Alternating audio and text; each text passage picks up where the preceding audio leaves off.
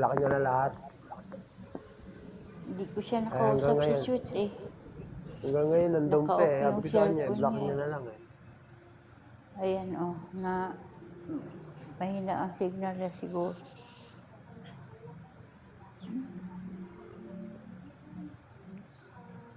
I-block niya na lang yun, okay naman yun kung i-block niya. Kaya nga po eh. Sinabi ko na sa kanya eh, ang kulit niya eh. Kaya hindi kami talaga matitigil. Gaaway talaga kami. Ayan mo.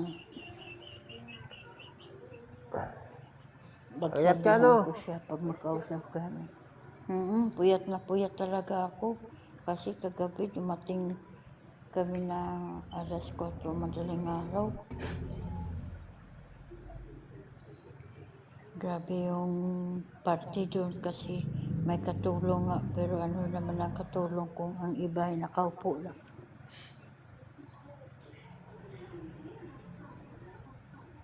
Bata mo talagang puyat, no? Si Ate Neneng, oh, tutulog na.